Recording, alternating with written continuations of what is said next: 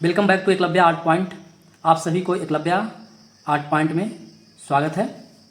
आज हम आपके लिए एक नया टॉपिक लेकर आए हैं, लेंस में किरण आरेख। लेंस में किरण आरेख कैसे गमन करती है, आज हम उसका चित्र बनाकर आप लोग के सामने दिखलाएंगे और बताएंगे कि लेंस में किस प्रकार से प्रकाश गमन करती है, उसका क्या गुण होता है और कैसे उसका हम चित्र बना सकते हैं। पिछले वीडियो में दर्पण में किरण आरेख के बारे में बताए थे। यदि आप लोगों ने वह वीडियो नहीं देखे हैं तो कृपया कर देख लें। मेरे चैनल एकलव्य आर्ट पॉइंट के प्लेलिस्ट में जाएंगे तो वहाँ क्लास 10th फिजिक्स फिगर नाम का प्लेलिस्ट बना हुआ है, उसमें फिजिक्स का सारा वीडियो मिल जाएगा। तो इस तरह से दर्पण में 3 प्रकार के किरण आरेख बनाए थे और उसमें 2 का यूज करके हम लोग प्रतिबिंब का निर्धारण किए थे वस्तु के लिए। उसी तरह से लेंस में भी प्रकाश के 3 मुख्य किरण आरेख होती है, जिसमें से 2 का उपयोग करके हम लोग प्रतिबिंब का निर्धारण करेंगे। इसमें पहला है, जब प्रकाश की किरण मुख्य अक्ष के समानांतर आती है तो वह अपवर्तन के बाद मुख्य फोकस से होकर गुजरती है या गुजरती हुई प्रतीत होती है।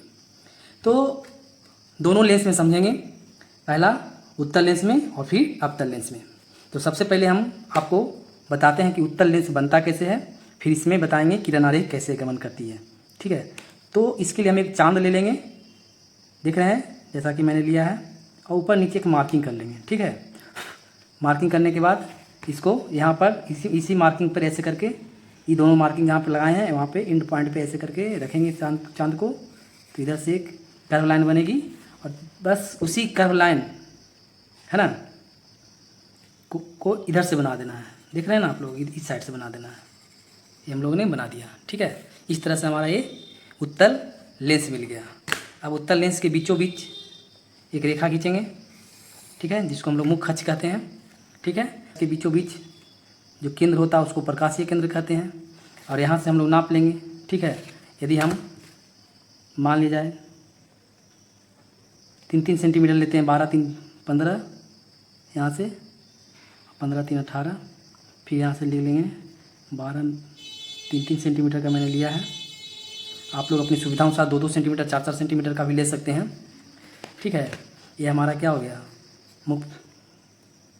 ये हमारा एफ हो गया, ये 2F हो गया, एफ डैश हो गया, ये 2F डैश हो गया। ठीक है, अब पहला किरण आरेख क्या है कि जब प्रकाश की किरण मुख्य अक्ष के समानांतर आती है तो वह अपवर्तन के बाद मुख्य फोकस से होकर गुजरती है। तो पहले गुजरती है के बारे में देखेंगे कि मान लिया जाए कोई किरण आरेख आया मुख्य अक्ष के समानांतर, ठीक है, देख रहे हैं ना, आया और इसके बाद यह जो अपवर्तन के बाद कहाँ से होकर गुजरेगा, मुख्य फोकस से होकर गुजरेगा। ठीक है, उसी तरह से अगर नीचे से भी अगर मैं समानांतर लेता हूँ तो वो किरण इधर से गुजर जाएगा। ठीक है, बस समझ लीजिए। इसके बाद हम आपको बताते हैं अवतल लेंस में। ठीक है, देखिए अवतल लेंस बनाने के लिए पहले हम क्या करेंगे, पहले हल्के हाथों से ऊपर और नीचे एक लाइन ड्रा कर लेंगे। देखिए मैंने ड्रा कर लिया है। अब इसको बस क्या करना है, हमें इस ढंग से यहाँ से चांद लेकर ऐसे और फिर उसी तरह इधर से भी चांद लेकर मिला दिए। ये मेरा कौन सा लेंस हो गया, अवतल लेंस। और इसके बीचों बीच जो रेखा खींचेंगे वो क्या हो जाएगा, मुख्य अक्ष। ये मेरा हो गया प्रकाशीय केंद्र, जिस तरह से इसमें हमने लिया था। ये हमारा हो गया मुख्य फोकस, ये हो गया 2F, ये यहाँ हो गया F डैश, इधर हो जाएगा 2F डैश। ठीक है, इसमें भी क्या होगी कि जब प्रकाश की किरण मुख्य अक्ष के समानांतर आती है, देखिए आई ना मुख्य अक्ष के समानांतर, तो वह मुख्य फोकस से होकर गुजरता हुआ प्रतीत होगा। देखिए चला जाएगा इधर, लेकिन यहाँ देख रहे हैं पीछे जो मुख्य फोकस है यहाँ से गुजरता हुआ प्रतीत होगा। ठीक है, इट मीन्स क्या होगा कि जब प्रकाश की किरण मुख्य अक्ष के समानांतर आती है तो उत्तल लेंस में मुख्य फोकस से होकर गुजरता है, जबकि अवतल लेंस में मुख्य फोकस से होकर गुजरता हुआ प्रतीत होता है। अब दूसरा किरण आरेख में देखेंगे कि जब प्रकाश की किरण मुख्य फोकस से होकर गुजरती है या गुजरती हुई प्रतीत होती है तो वह अपवर्तन के बाद मुख्य अक्ष के समानांतर हो जाती है। तो एक एक करके हम दोनों लेंस में देखेंगे। तो मैंने इसकी लेंस बनाने के लिए क्या कहा था कि पहले हम 2 पॉइंट ले लेंगे ऊपर नीचे, उसके बाद इसको इस तरह से चांद को रख के सेंटर में इस इधर से ऐसे मिला देंगे और इधर से ऐसे मिला देंगे। इस तरह से हमारा क्या एक उत्तल लेंस बन जाता है, जिसके बीचों बीच एक लाइन ड्रा करेंगे जो हमारा क्या हो गया मुख्य अक्ष हो गया। ये मेरा प्रकाशीय केंद्र हो गया, ये मेरा, मैं अंदाज से ले रहा हूँ बराबर बराबर, आप लोग नाप के भी ले सकते हैं, ठीक है। 2F हो गया, यहाँ पे मेरा F डैश हो गया, यहाँ पे 2F डैश हो गया, ठीक है। अब हम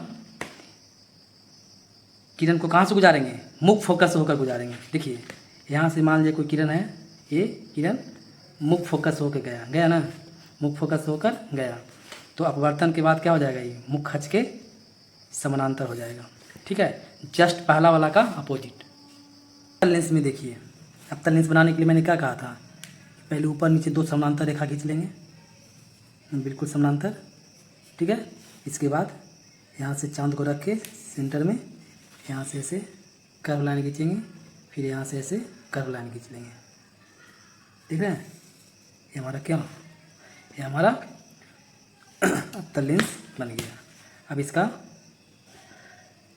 मुख्य अक्ष ड्रा कर लिए, ये मेरा प्रकाशीय केंद्र वो हो गया, मुख्य फोकस F हो गया, 2F हो गया, ये हमारा F डैश हो गया, 2F डैश हो गया, ठीक है। इसमें कह रहा था क्या कि जब प्रकाश मुख्य फोकस होकर गुजरती है तो ये हो गया उत्तल लेंस में, और गुजरती हुई प्रतीत होती है अवतल लेंस में।